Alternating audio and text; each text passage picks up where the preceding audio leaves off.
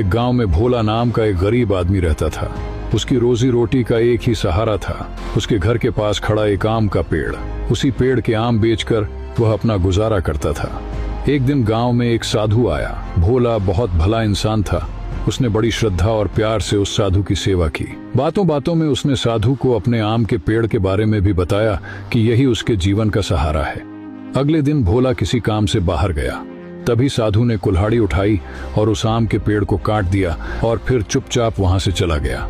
शाम को जब भोला लौट कर आया तो उसने देखा कि उसका पेड़ जमीन पर गिरा पड़ा है। यह देखकर वह दुख से फूट फूट कर रोने लगा।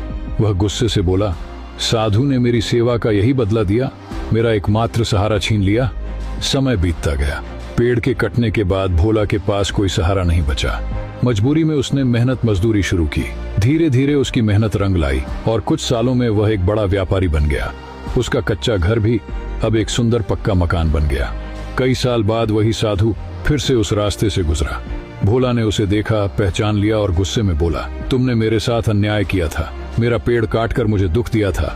साधु मुस्कुराया और बोला, ऐ भोला, मैंने तेरे साथ बुरा नहीं भला किया था। अगर मैं वह पेड़ ना काटता तो आज भी तू उसी पेड़ के सहारे बैठा रहता।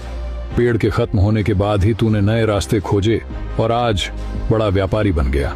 साधु की बात सुनकर भोला को सच समझ आ गया। उसकी आंखों में कृतज्ञता के आंसू भर आए।